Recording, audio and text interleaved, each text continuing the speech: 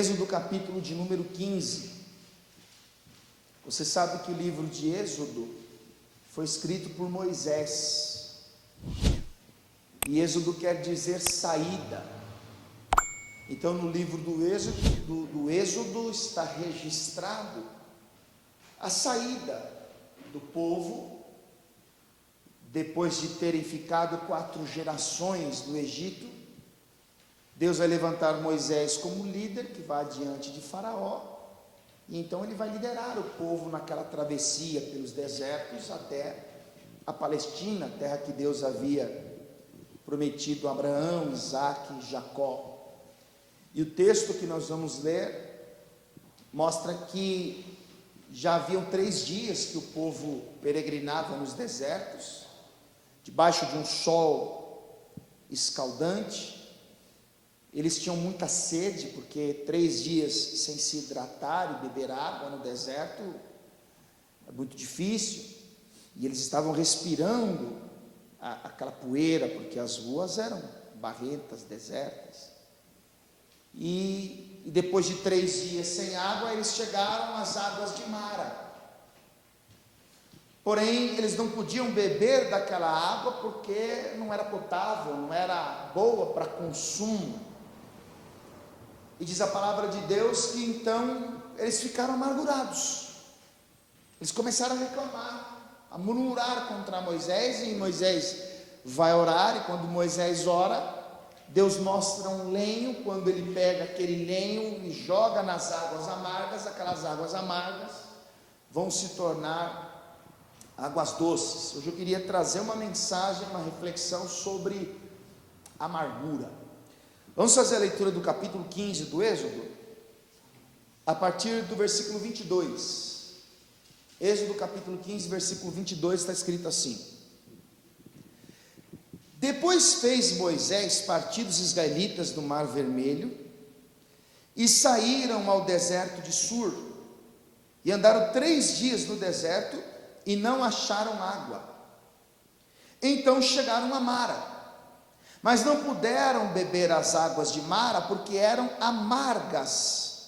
Por isso chamou o seu nome Mara. E o que quer dizer Mara? Amarga. Versículo 24. E o povo murmurou contra Moisés, dizendo: que havemos de beber? E ele clamou ao Senhor, e o Senhor mostrou-lhe um lenho que lançou nas águas, e as águas se tornaram doces. Ali lhes deu estatutos e uma ordenação, e ali os provou, e disse: se ouvires atento a voz do Senhor teu Deus, e fizeres o que é reto diante dos seus olhos, e inclinares os teus ouvidos aos seus mandamentos, e guardares todos os seus estatutos, nenhuma das enfermidades porei sobre ti, que pus sobre o Egito, porque eu sou Yahvé Rafá, eu sou o Senhor que te sara. Amém? Curva a sua cabeça, feche os olhos, por favor, vamos orar. Pai, mais uma vez eu dirijo a minha voz a ti em oração, e agora suplicando mais uma vez a ajuda do teu Espírito Santo, Pai. O Senhor sabe que eu não tenho a mínima condição de falar nada que produza edificação, se o teu Espírito Santo não for comigo. Por isso, conduza esta pregação, que os corações estejam preparados para receber esta semente, que essa palavra produza edificação, nos ensine, nos corrige, nos direciona, para que em tudo aquilo que fizermos, que seja feito para glória e louvor do teu santo nome, Pai. Que assim seja feito, em nome de Jesus, amém, e graças a Deus. Pode sentar aí no seu lugar. A amargura é o sentimento amargo de aflição. A amargura é o mesmo que dissabor, desgosto. É uma dor moral que atinge em cheio a alma de uma pessoa, a ponto de tirar dela o gosto pela vida. Os israelitas, e eles ficaram por mais de 400 anos no Egito. E quando se levantou um faraó que não conhecia José, percebendo ele que aquele povo estava se tornando um povo numeroso, e se não houvesse sobre eles algum domínio, eles poderiam no futuro tomar o poder do Egito. Então ele tem a ideia de usar aquele povo como mão de obra. E é aí que os israelitas vão começar a ser oprimidos pelos capatazes e vão trabalhar como escravos. E segundo o historiador Flávio Joséfos, cerca de 231 anos aquele povo viveu uma vida de amargura, uma vida de sofrimento. Se você voltar aqui para o capítulo de número 1 do livro de Êxodo, livro do Êxodo capítulo 1,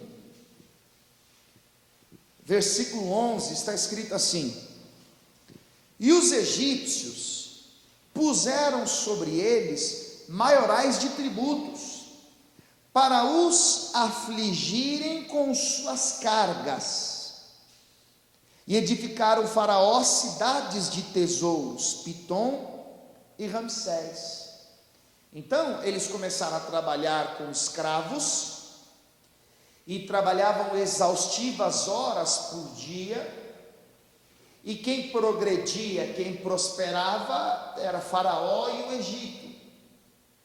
O texto mostra que os capatazes colocavam sobre os israelitas cargas pesadas. Se você observar o versículo 13, está escrito assim: e os egípcios faziam servir os filhos de Israel com dureza, assim lhes fizeram amargar a vida, com dura servidão, em barro, em tijolos, e com todo o trabalho no campo, com todo o seu serviço, em que os serviam com dureza. Então, como era a vida dos filhos de Israel? Uma vida dura, uma vida difícil, trabalho escravo, opressão por parte dos egípcios, e aquilo tirou deles o gosto pela vida.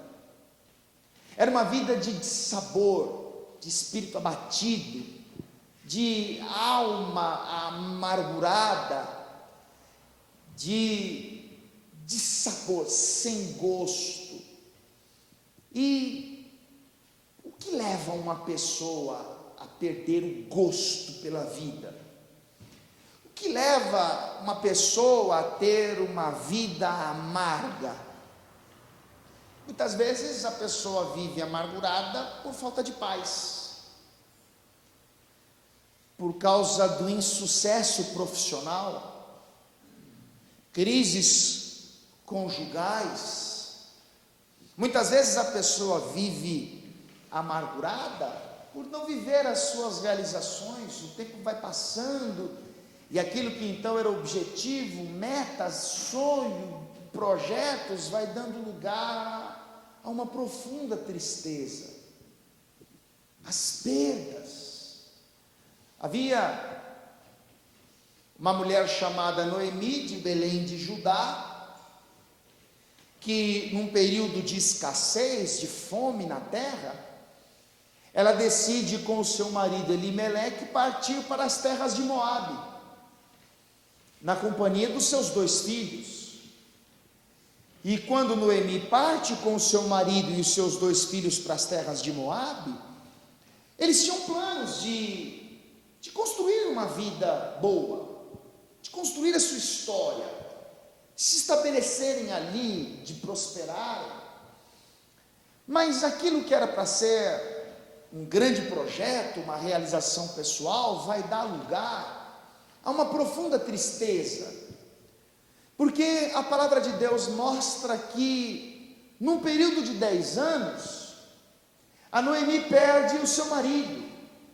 ela vai ficar viúva. E como se não bastasse tamanho sofrimento, os seus 2 filhos também vão morrer. Vá comigo aqui para o livro de Ruth, eu quero mostrar isso para você. Livro de Ruth, capítulo de número 1.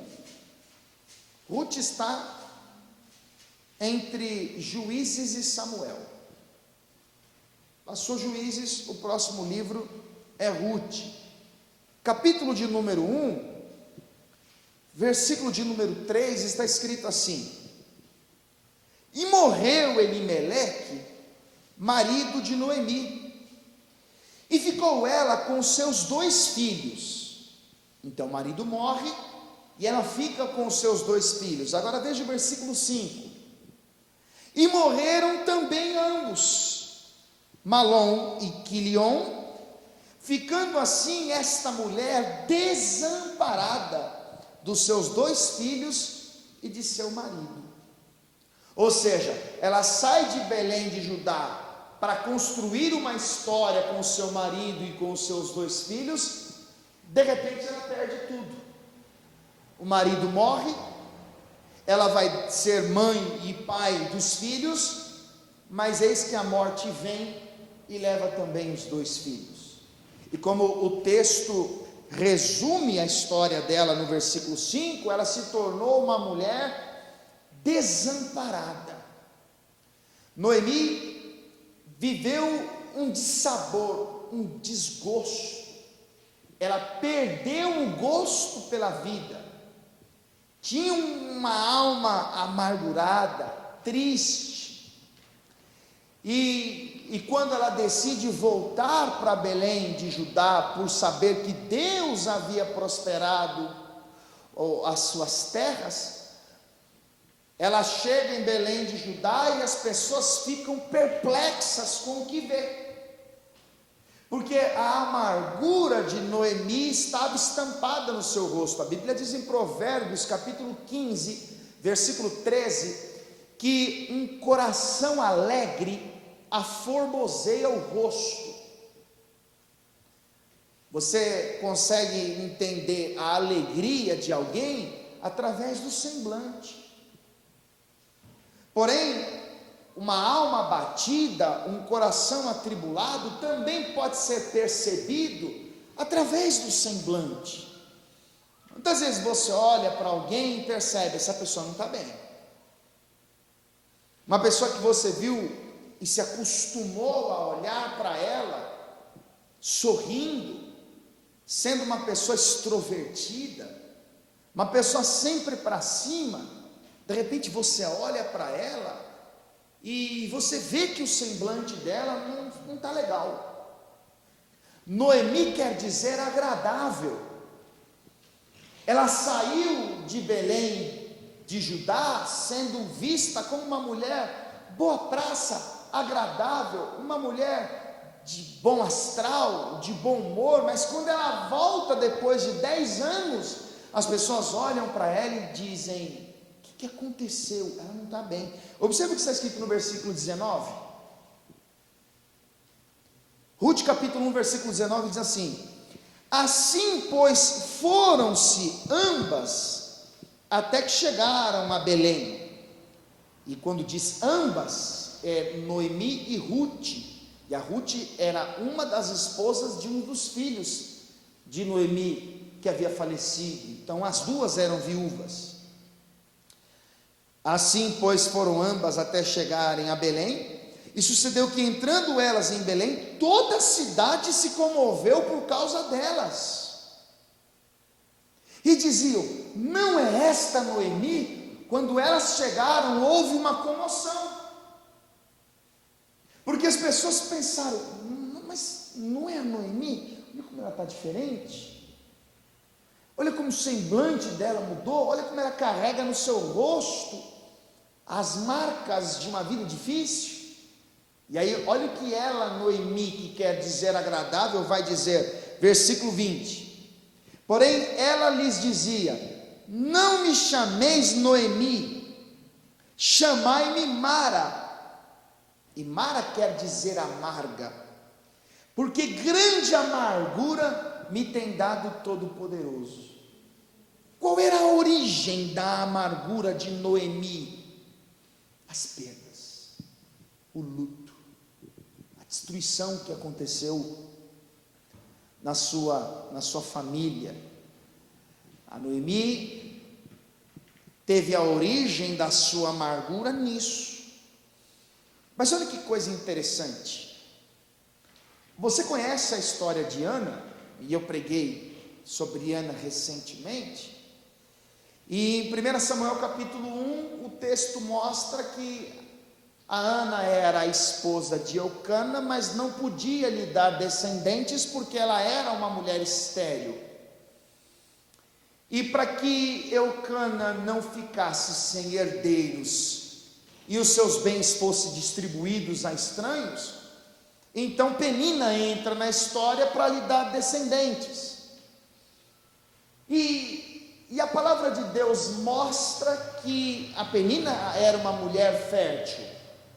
Ela tinha muitos filhos com Eucana, mas tudo que Penina mais desejava era justamente a atenção e o afeto que Eucana dava para Ana. Então tudo que Ana desejava, que era filhos, a Penina tinha em abundância. Mas tudo que a Penina gostaria de receber de Eucana, ele dava para Ana. E a palavra de Deus mostra que intencionalmente, com suas palavras, Penina começa a mexer com o emocional de Ana. Ela começa a irritá-la, começa a provocá-la. E o texto mostra que, consequentemente, a Ana, ela chorava e não comia. Avance algumas páginas aí, está aí bem pertinho. Primeiro livro do profeta Samuel, capítulo 1, versículo 6. Eu vou dizer uma coisa importante para você. Está escrito assim: e sua competidora excessivamente a irritava para a embravecer, porquanto o Senhor lhe tinha cerrado a madre, e assim o fazia ele de ano em ano, quando ela subia à casa do Senhor. Assim a outra a irritava, pelo que chorava e não comia. Perceba que há em Ana um certo desgosto, um certo desânimo. Ela não se alimentava de modo adequado e chorava frequentemente. Se você observar o versículo 10, diz que ela, com amargura de alma, orou ao Senhor e chorou abundantemente. Então, por causa daquilo que ela ouvia, das constantes provocações de Penina, ela foi ficando amargurada. Ela foi perdendo o gosto pela vida. Se você observar o versículo 15, ela diz ser uma mulher atribulada de espírito, e no versículo 16 ela diz que da multidão dos seus cuidados e dos seus desgostos ela tinha falado até agora. Mas eu vou dizer uma coisa para você, que não é comum os pregadores falarem. Nós olhamos para o texto e percebemos, através das palavras ditas por Ana, que ela era uma mulher amargurada. Mas a amargura de Ana não tinha origem na sua esterilidade. Porque se você olhar para a palavra de Deus, você vai ver que a Raquel, você vai ver que a Sara também foram mulheres estéreis, mas elas não eram amarguradas. Por que a Ana, sendo estéril, se tornou uma mulher amargurada? Por causa das palavras de Penina, por causa das constantes provocações de Penina. E o que eu estou querendo dizer para você com isso? Irmãos, tem coisas que nós precisamos ouvir, tem coisas que tem que entrar por aqui e sair por aqui, porque uma das principais estratégias do adversário da nossa alma, para mexer com o nosso emocional, para mexer com a nossa vida espiritual, é justamente levantar pessoas que surgem com palavras que têm por finalidade atingir o nosso coração, provocando como consequência um desgosto, um dissabor, um descontentamento, uma amargura. O que Penina fazia? A Penina era uma mulher amargurada. Por quê? Porque ela não recebia o amor que ela gostaria de receber de Eucana. Então ela quer que Ana seja uma mulher também amargurada. Então ela usa as suas palavras. Ela começa a provocar Ana. Às vezes, irmãos, a pessoa conhece a sua fragilidade. Ela sabe quais são as áreas carentes na sua vida. Ela sabe onde você se frustrou, se decepcionou. E para provocar em você uma tristeza, um abalo, uma frustração, ela usa exatamente isso. Você quer exemplos? A pessoa sabe que você nunca conseguiu ter sucesso na vida profissional. Então ela vai usar essa fragilidade para dizer: está vendo, você não presta para trabalhar. Você não deu certo em lugar nenhum. Você entrou ali, ficou 1 ano. Você saiu de lá, depois foi para outro lugar, não passou da experiência. Você foi para outro lugar, ficou um curto período de tempo lá e até hoje está parado. Olha, ninguém te quer, você não deu certo com ninguém, você nunca encontrou alguém que te compreenda, que te ame, e o tempo está passando e você está sozinho. Toma cuidado, irmãos, porque às vezes você ouve algumas coisas que parecem ser simples, parecem normais, mas você deixa entrar isso no coração, passando a acreditar que aquilo seja uma verdade, quando a intenção do inimigo é justamente te deixar amargurado, é justamente provocar em você uma tristeza. Você sabe qual era a preocupação de Paulo com a igreja de Éfeso? Era exatamente aquilo que as pessoas falavam. Porque quando no capítulo de número 4, eu quero que você vá comigo até lá, Efésios capítulo 4. Carta de Paulo aos Efésios capítulo 4. Deixa eu dizer uma coisa para você. Eu li, não me lembro aonde, mas eu vejo isso como uma verdade. Pessoas curadas curam pessoas. Pessoas amarguradas, elas tornam as pessoas amargas. Por isso que eu digo que você precisa tomar cuidado com o que você ouve. Por isso que eu digo que você precisa tomar cuidado também com aquilo que você fala. Você precisa aprender a filtrar algumas coisas. Porque Paulo escreveu em 1 Coríntios capítulo 15, na altura do versículo 33, que as más conversações corrompem os bons costumes. Em Efésios capítulo 4, a partir do versículo 17, Paulo vem tratando a igreja em relação ao seu comportamento como novas criaturas.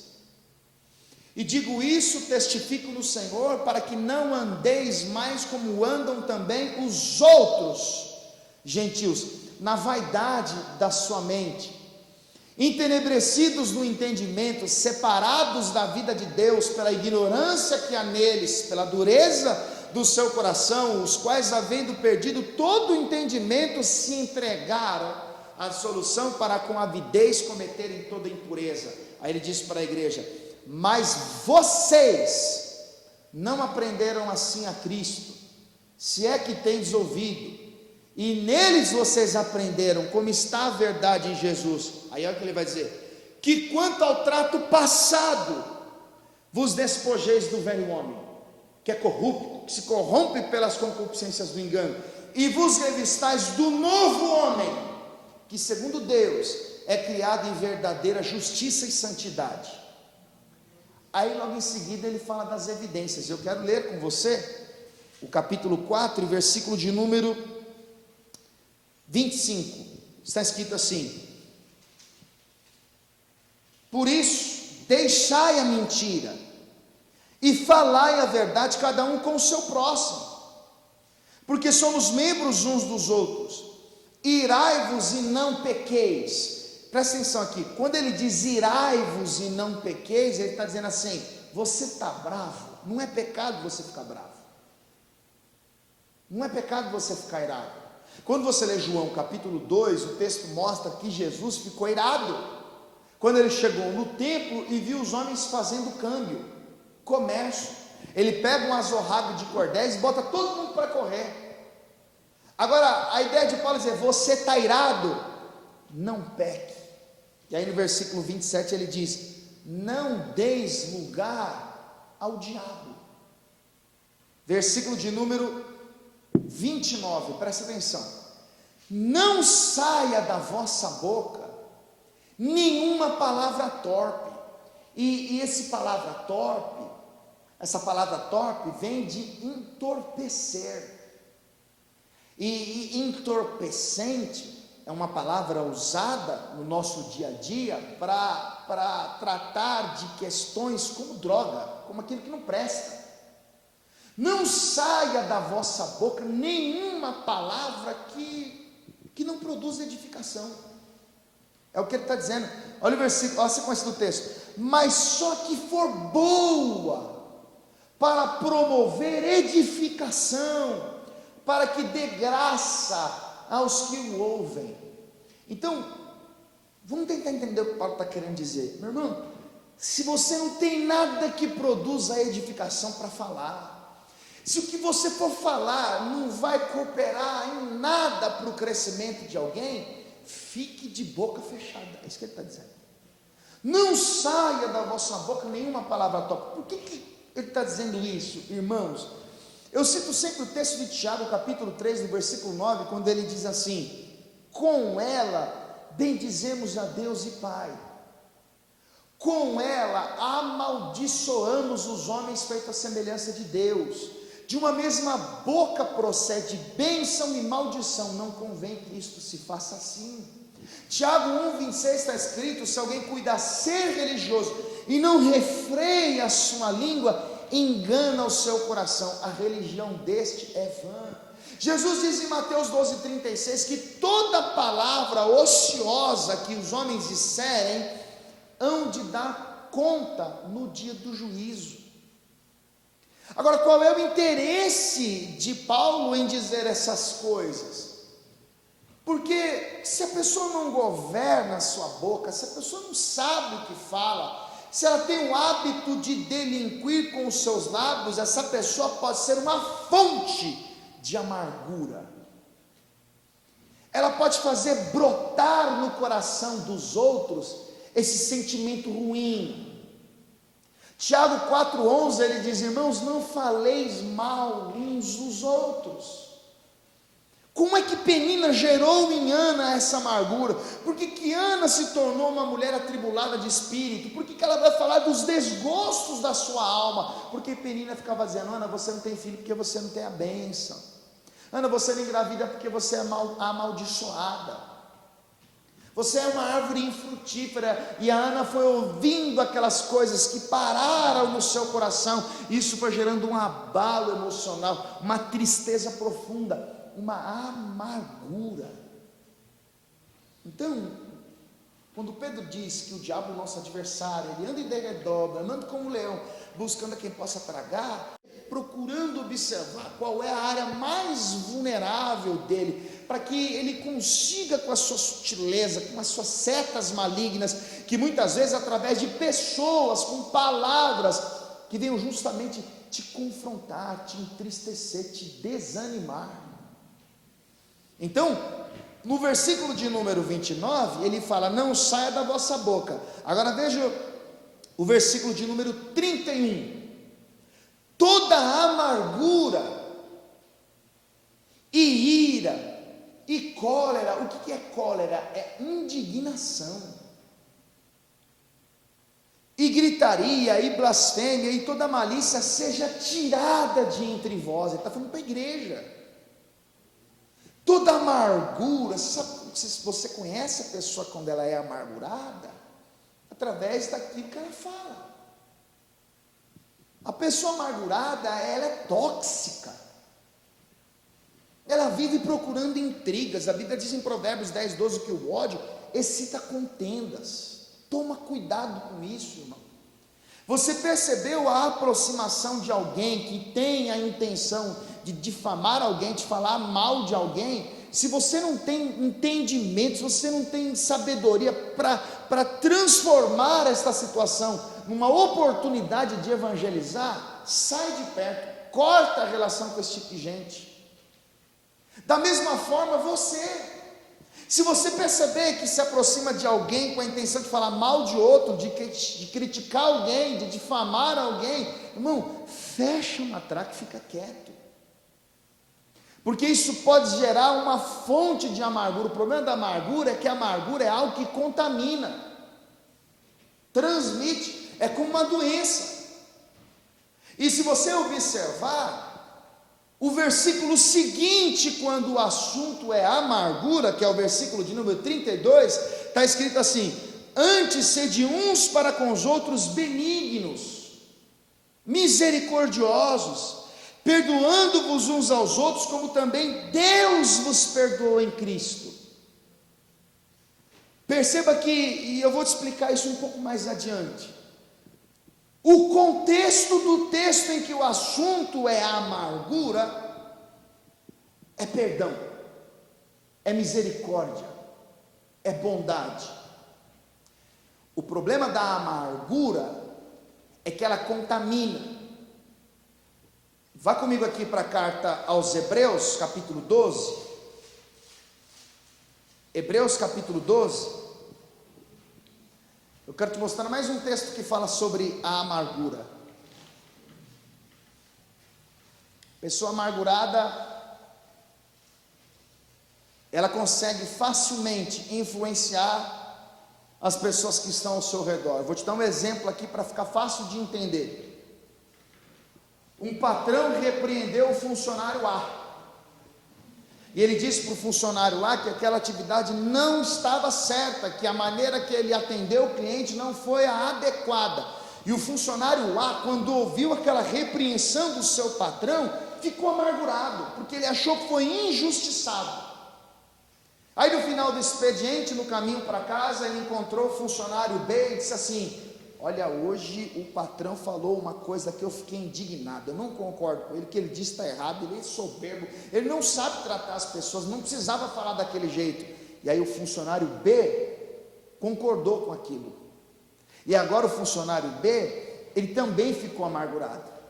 E aí o B encontra o C, e aí o B vai dizer para você: olha, aconteceu uma coisa terrível com o funcionário A, ele foi repreendido na frente de todo mundo, eu vi cada absurdo, que olha, eu fiquei indignado. Aí o C também ficou amargurado. Aí o B encontrou o E, o C encontrou o F, daqui a pouco está o alfabeto inteiro amargurado, revoltado. E o problema dessa gente é que ela cria na sua mente a convicção, e você passa a ter um conceito em relação a alguém sem mesmo conhecê-la. O vizinho novo chegou, e aí o vizinho mais velho disse assim: esse cara não vai nada, porque esse cara saiu de onde ele estava por ter problema com droga, com isso, com aquilo. Você nunca viu a pessoa, mas a partir do momento em que você recebeu algumas informações, você já tem um conceito formado. Às vezes a pessoa é a pessoa mais gente boa da região, mas você já tem uma opinião sobre ela. Por quê? Porque alguém chegou para você e difamou aquela pessoa. Criou-se um conceito. Por isso que eu digo a você: toma cuidado, porque raiz de amargura contamina. Eu pedi para você abrir na carta aos Hebreus, capítulo 12. Veja o que está escrito no versículo 14: segue a paz com todos e a santificação, sem a qual ninguém verá o Senhor. Agora versículo 15: tendo cuidado que ninguém se prive da graça de Deus, e de que nenhuma raiz de amargura brotando vos perturbe, e por ela muitos se contaminem. Qual é o contexto imediato de um texto em que diz que a raiz de amargura brota e contamina? É o versículo 14. O que ele diz? Segue a paz com todos e a santificação, tendo cuidado que nenhuma raiz de amargura brotando vos perturbe, e por ela muitos se contaminem. Então você pode identificar uma pessoa amargurada pelo seu semblante, por aquilo que ela perdeu, pelo momento em que ela vive. Você identifica uma pessoa amargurada através daquilo que ela fala. Nós começamos a mensagem num texto onde os israelitas, eles estavam descontentes, porque eles ficaram 3 dias andando nos desertos, e eles não encontraram água. E quando eles acharam água, eu imagino que alguém foi lá, experimentou aquela água, e então sentiu aquele gosto horrível, aquele gosto amargo, e esse gosto amargo das águas de Mara refletiu o desgosto que todo aquele povo teve. E o que eles começaram a fazer? Reclamar. Eles demonstraram uma amargura que estava dentro de si com as suas palavras, porque Jesus disse que o que há em abundância no coração, fala a boca.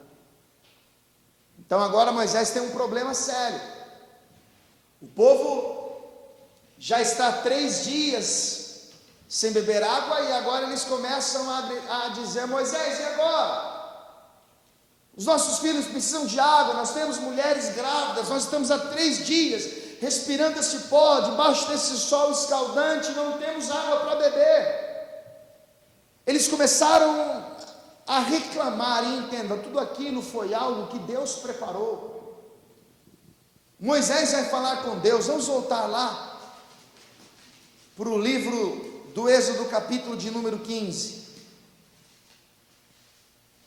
Livro do Êxodo, capítulo de número 15.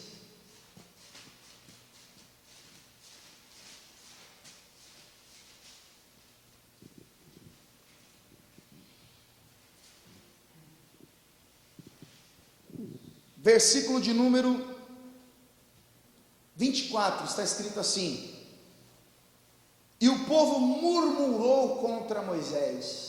O povo reclamou contra Moisés. O povo começou a criticar Moisés. Irmão, deixa eu dizer uma coisa para você, se nós continuarmos a leitura do texto. É importante você entender que o rancor, a mágoa, o desgosto, esse sabor, não é coisa que vem de Deus. E não faz bem para ninguém.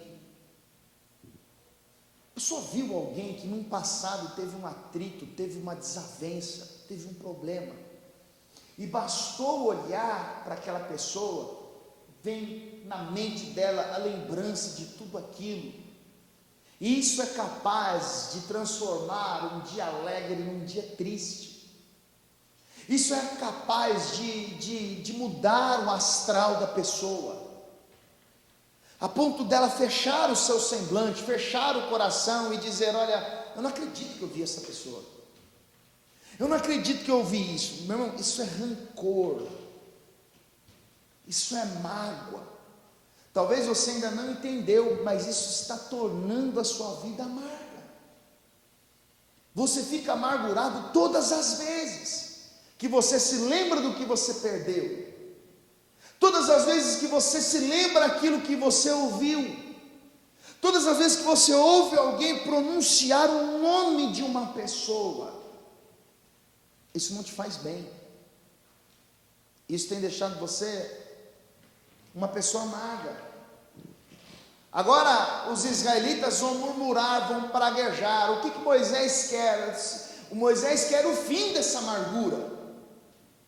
Moisés não suporta mais ouvir as pessoas reclamando, cobrando dele uma postura. Então ele vai orar, ele vai falar com Deus. Observe o versículo 25. Versículo de número 25 diz assim: e ele clamou ao Senhor. Moisés vai orar: Senhor, o Senhor precisa fazer alguma coisa, pois há 3 dias nós andamos, há 3 dias sem água, esse povo tem reclamado, tem crianças em nosso meio, tem mulheres grávidas em nosso meio, há 3 dias respiramos este pó, nós precisamos de águas para se hidratar. Eu não suporto mais ouvir um povo tão chato, um povo tão reclamão, um povo tão amargo. E o curioso é que o texto mostra, irmãos, que enquanto Moisés clamava, Deus lhe mostrava uma coisa, Deus dava uma direção para Moisés. Versículo 25: e o Senhor lhe mostrou um lenho, um pedaço de madeira. Enquanto Moisés orava, suplicava, Deus fez Moisés olhar para uma madeira, Deus fez Moisés olhar para um lenho. Preste atenção nisso aqui.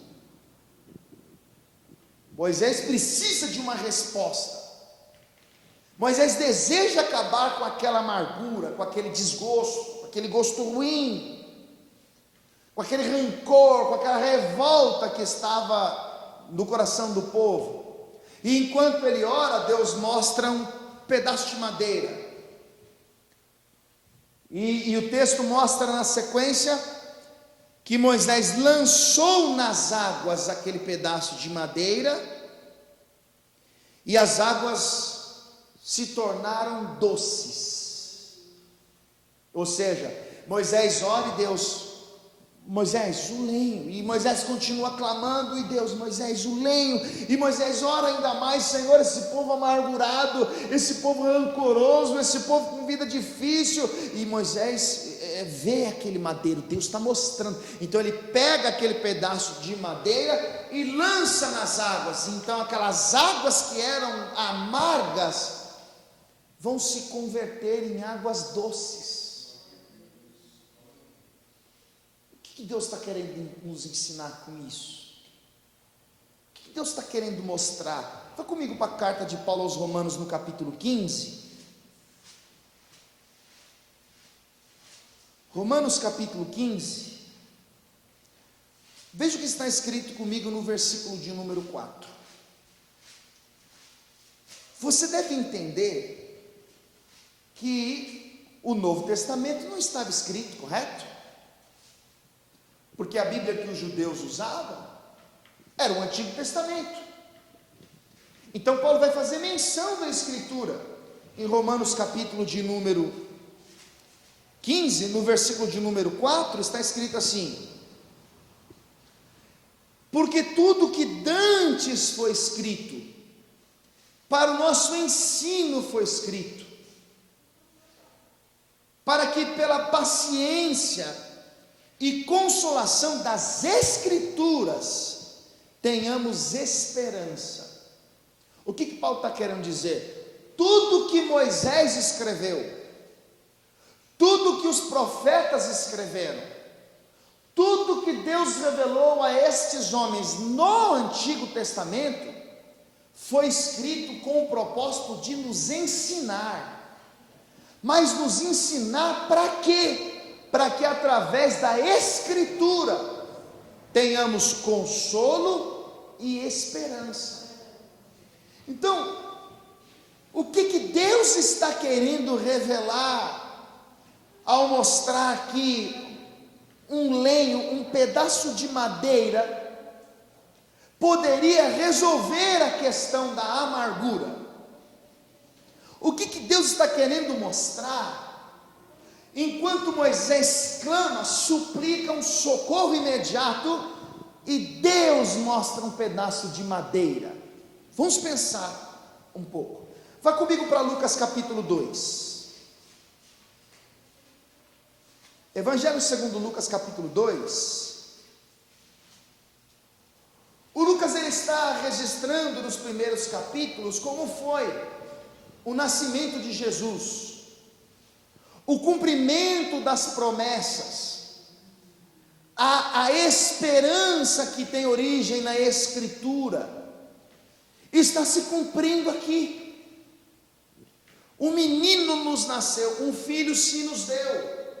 O Verbo se fez carne e habitou entre nós, cheio de graça e de verdade.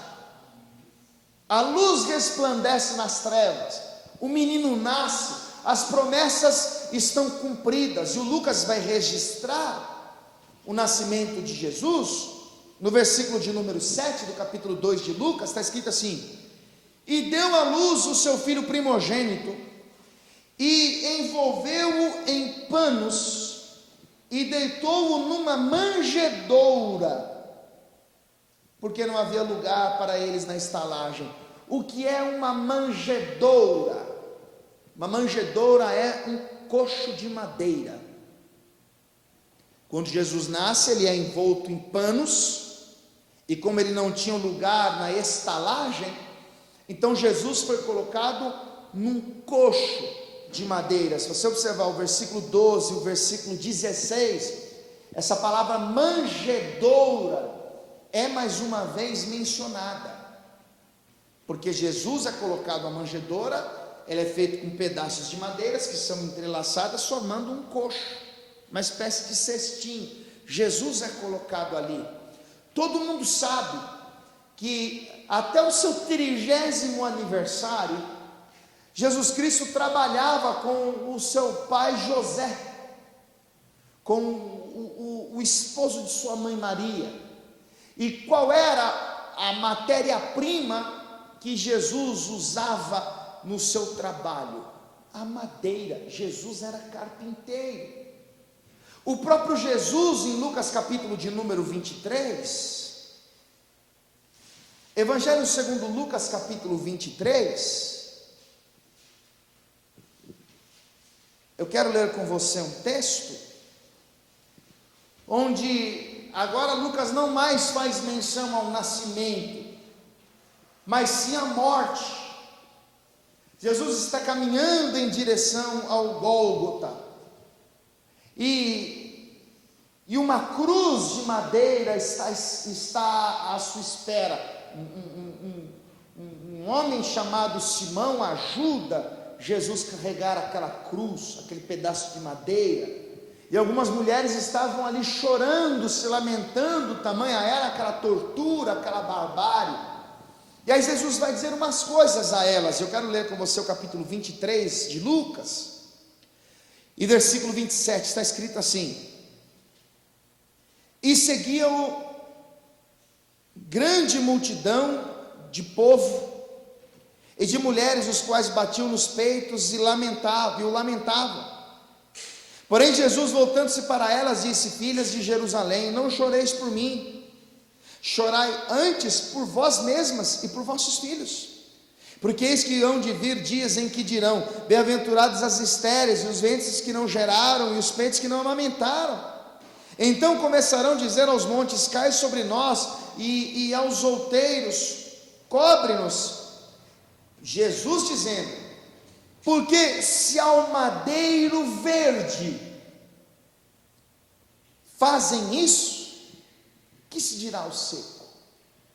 Jesus está se referindo, falando de si próprio, como o madeiro, como um lenho, como um pedaço de madeira.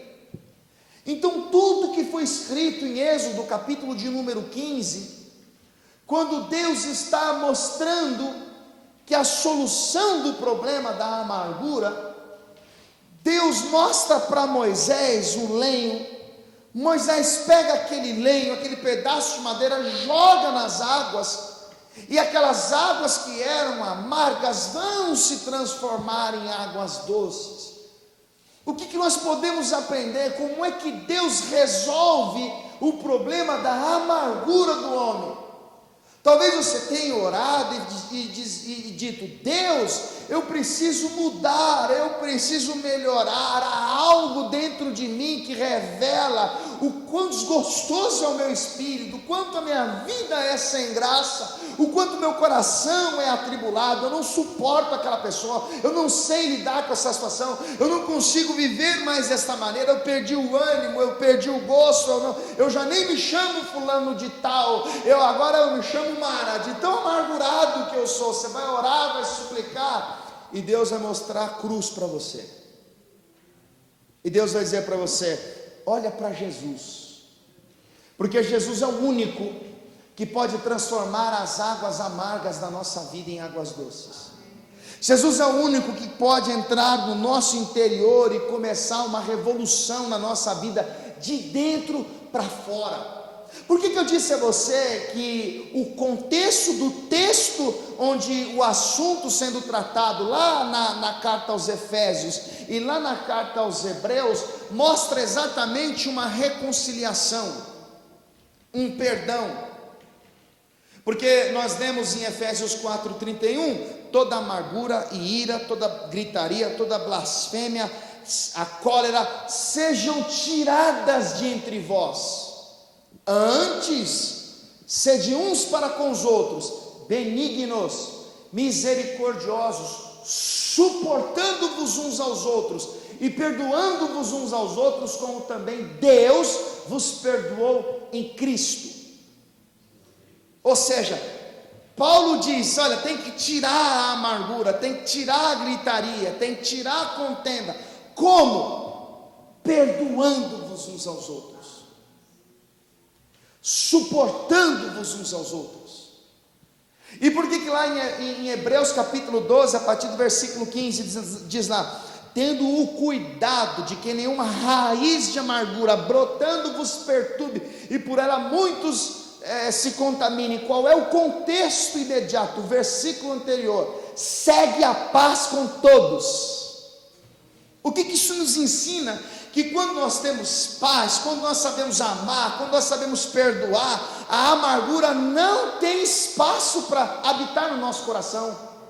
Nós podemos ouvir, podemos ver, podemos pensar alguma coisa que gere em nós tristeza, mas é um sentimento momentâneo.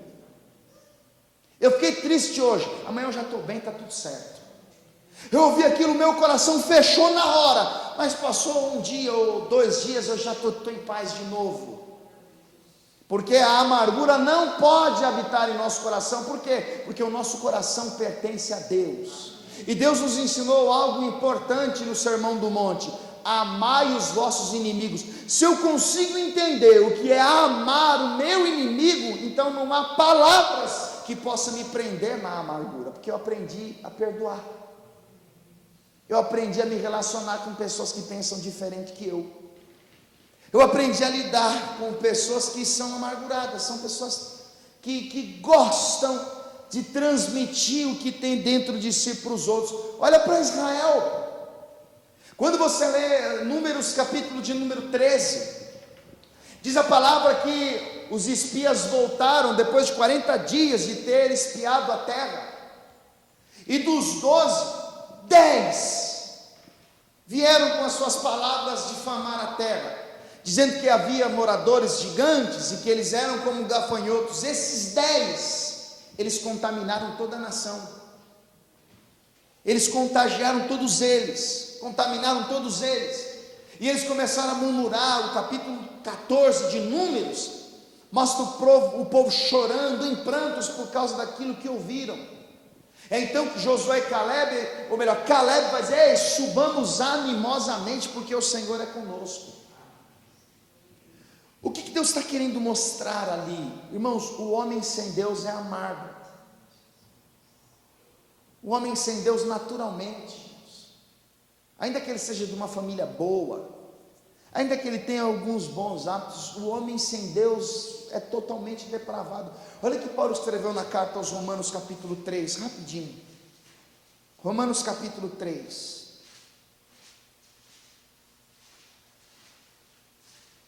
Carta de Paulo aos Romanos capítulo 3. Eu quero ler um texto onde Paulo está querendo mostrar a condição de um homem sem Deus. Como é que é a condição do homem sem Deus? Ah, pastor, olha, a pessoa não vai na igreja, não é crente, ele é ateu, ele não acredita em Deus, mas é gente boa, é bonzinho, é trabalhador, é honesto. Paulo descreve o homem sem Deus assim, ó. Romanos capítulo 3, versículo 9. Porque somos nós mais excelentes? De maneira nenhuma. Pois já dantes demonstramos que tanto judeus como gregos, todos estão debaixo do pecado.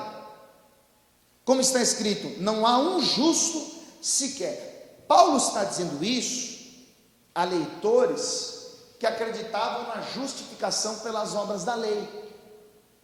Entenda, nenhum homem é justificado pelas obras da lei, porque o propósito da lei não é proporcionar ao homem a redenção, mas é colocar na consciência humana que a redenção é uma necessidade, porque pela lei vem o conhecimento do pecado. Por que é que eu sei que matar é errado? Porque a lei diz não matarás.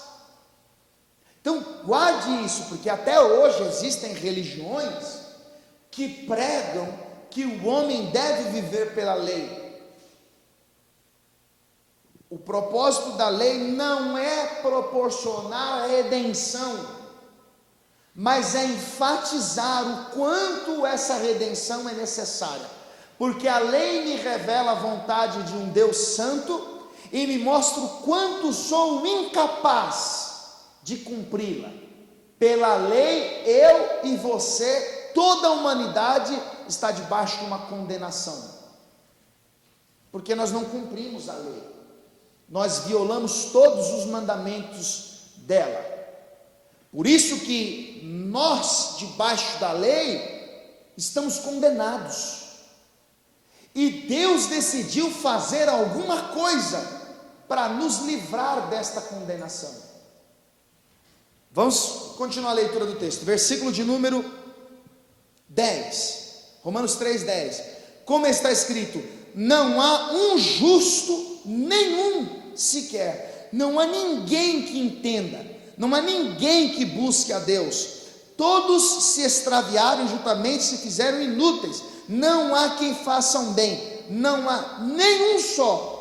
A sua garganta é um sepulcro aberto, com a sua língua tratam enganosamente, peçonha de áspides está debaixo dos seus lábios, cuja boca está cheia de maldição e amargura, e seus pés são ligeiros para derramar sangue, e em seus caminhos há destruição e miséria, e não conheceram o caminho da paz, não há temor de Deus diante dos seus olhos.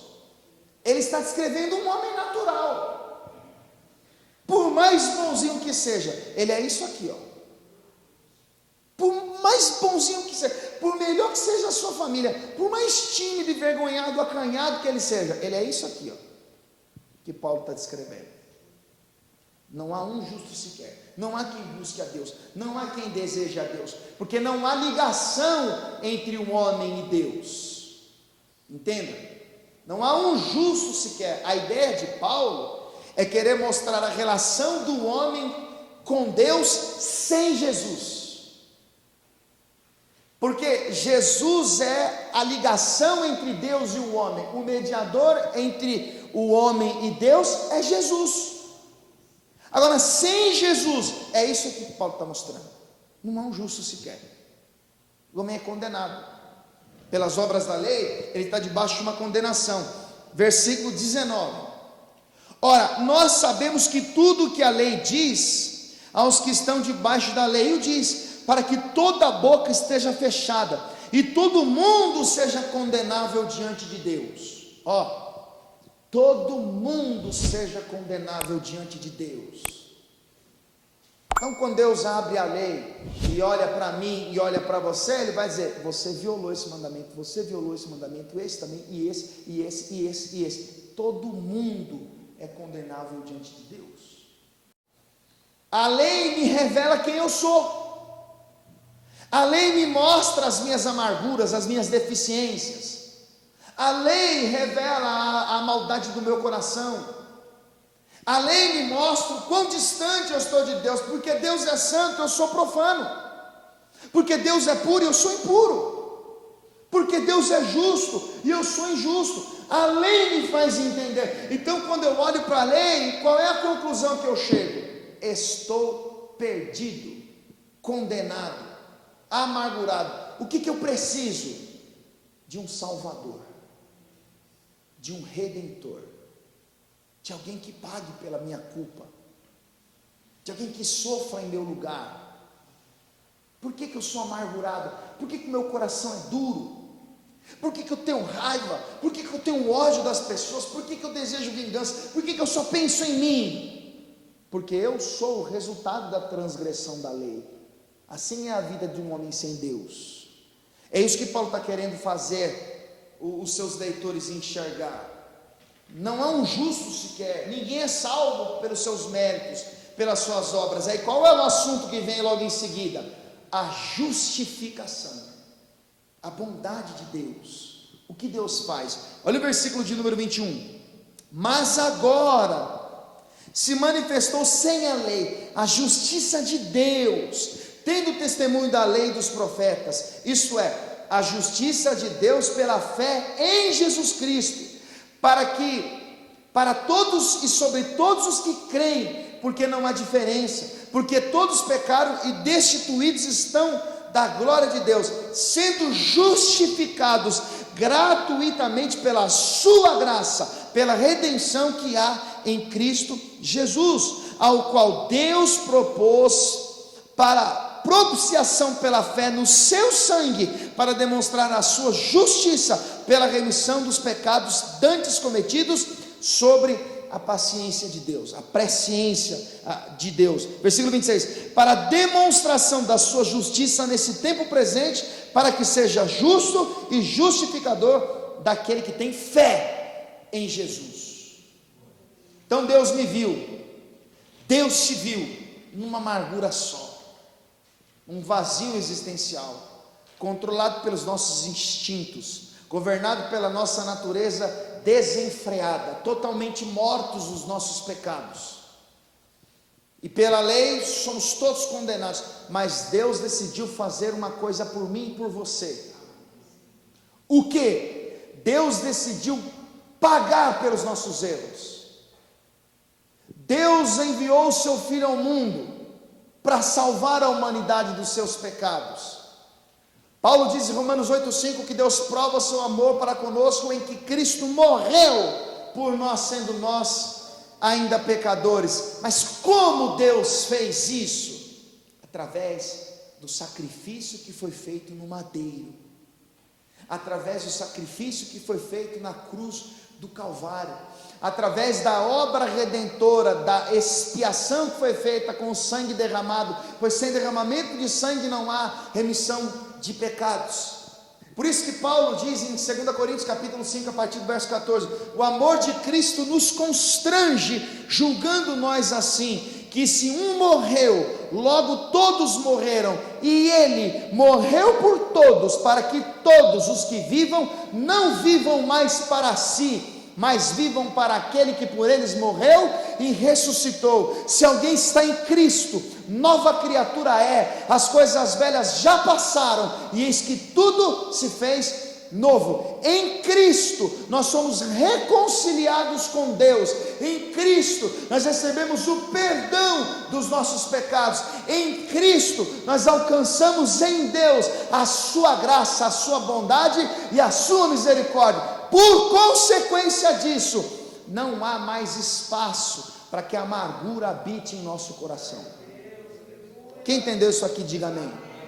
Irmãos, se eu entendi o perdão, a lei me condena, a lei me mata, a lei me acusa, a lei me oprime, eu mereço a morte, eu mereço a condenação. mas Deus me perdoou. Por quê? Porque Ele me justificou. Eu ouvi o Evangelho, eu creio que Jesus Cristo me uniu a Deus através do seu sangue que foi derramado. Mesmo eu tendo insultado a Deus, desprezado a Deus, negado a Deus com as minhas obras, mas eu criei no sacrifício de Jesus, então eu sou salvo. E se eu experimentei dessa graça, desse perdão divino, como eu vou rejeitar o perdão para o meu irmão? Como eu vou nutrir dentro de mim um rancor, um ódio? Quem entendeu isso aqui, diga amém. Então, qual é a solução da amargura? O lenho. Olha para a cruz, irmão. Olha para Jesus. Olha para o Cristo. Olha para aquilo que Deus fez por você. Todas as vezes que você carrega dentro de si o rancor, o ódio, a ira, o desejo de vingança, a mágoa, você está se privando da graça de Deus. Ninguém se prive da graça de Deus. Segue a paz com todos e a santificação, tendo cuidado que nenhuma raiz de amargura brotando vos perturbe. Pastor, olha, eu ouvi alguma coisa que me deixou revoltado com alguém. Peça perdão para Deus e peça para Ele tirar isso do seu coração. Pastor, fulano falou isso aqui de alguém e, sabe, eu fiquei com vontade de... Não, irmão, peça para Deus tirar isso da tua vida. Isso faz mal. É assim que Deus trata a amargura. Então Moisés vai lançar aquele lenho na água. Volta lá para a gente concluir. Êxodo capítulo 15, versículo de número 25. E ele clamou ao Senhor, e o Senhor mostrou-lhe um lenho, um pedaço de madeira, que lançou nas águas, e as águas se tornaram doces. Aquela água que não era potável, aquela água que era amarga, que tinha um gosto horrível, aquela água que era imprópria para consumo, era insuportável, não descia de jeito nenhum. Quando Deus mostra o lenho para Moisés, Moisés pega aquele lenho e joga na água, e aquela água de modo miraculoso vai ser transformada em águas doces. Jesus, ele pode pegar a pessoa mais odiosa que existe, a pessoa mais revoltada, que tem o coração mais duro, aquela que é manipulada pelo ódio, e pode transformar essa pessoa num manancial de águas. É a obra que Deus faz. Por isso que você não pode viver amargurado. Noemi, porque perdeu o que perdeu, ela vai dizer: olha, não me chame mais de agradável, me chame de amarga, porque o Todo-Poderoso me fez uma mulher amargurada. Depois você lê a sequência da história e veja como Deus abençoou. A Ana era estéril, ela ouviu tanto Penina com os seus insultos, com as suas provocações, que ela vai ao templo orar e derramar a sua alma perante o Senhor, falar acerca dos seus desgostos. Ela, pois, com amargura de alma orou e chorou abundantemente. Deus abriu a madre dela e ela foi mãe de Samuel e de outros filhos. Perceba que em todos os casos Deus trata a amargura. Você não pode, e como eu disse, torno a dizer, você sentir uma tristeza, uma decepção, você ficar desgostoso um dia, dois, até que vai. Agora o que você não pode é viver amargurado, é deixar que isso entre dentro de você. Você ouviu, ficou com vontade de compartilhar, de falar, de espalhar. Então essa amargura já está criando raízes. Você tem que combater isso o mais rápido possível, porque a pessoa mais prejudicada é você. A pessoa que mais vai sofrer com isso é você. Jesus está lá perante Pilatos, as pessoas falando mal dele, dizendo: olha, você salvou muitos, não podem se salvar. Quando ele estava no madeiro, né?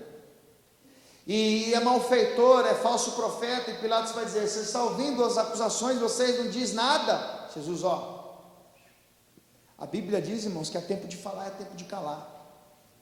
Às vezes o silêncio é a melhor resposta. Talvez Deus te trouxe aqui para dizer para você: olha, eu quero limpar o seu coração, eu quero transformar as águas amargas em águas doces. Você lê a sequência do texto, eu fechei minha Bíblia, mas eu quero ler, vamos lá rapidinho. Êxodo capítulo de número 15, olha a sequência do texto no verso de número 26. E Deus disse: se ouvires atento a voz do Senhor teu Deus, e fizeres o que é reto aos seus olhos, e inclinares os teus ouvidos aos seus mandamentos e guardares todos os seus estatutos, nenhuma das enfermidades porei sobre ti, que pus sobre o Egito, porque eu sou o Senhor que te sara. Ou seja, eu não sarei as águas, eu não sarei as águas de Mara, eu não transformei as águas amargas em águas doces. Se vocês me ouvirem, se vocês guardarem os mandamentos, não os farei sofrer como os egípcios sofreram. Por quê? Porque eu sou o Senhor que te sara.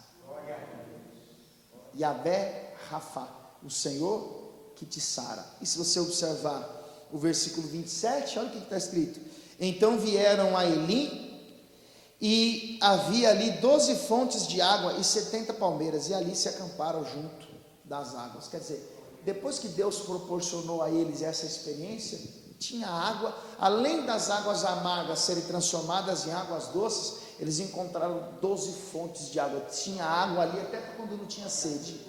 O que Deus queria? Revelar, mostrar, porque as coisas que antes foram escritas, para o nosso ensino foram escritas. Ali, Jesus estava sendo apresentado, mostrado, revelado. Moisés é o lenho, o povo de Deus é a cruz, é o Cristo crucificado. Está difícil? Está perdendo? As notícias ruins estão vindo, crise e tantas outras coisas. Olha para Jesus. E eu costumo dizer uma coisa, e eu quero encerrar dizendo isso, irmãos: Deus não vai fazer nada por mim e por você que seja mais importante do que aquilo que Ele já fez. E muitas vezes nós queremos olhar nos horizontes da vida e encontrar alguma coisa que Deus vai fazer, e às vezes nós esquecemos de olhar um pouco para aquilo que já foi feito.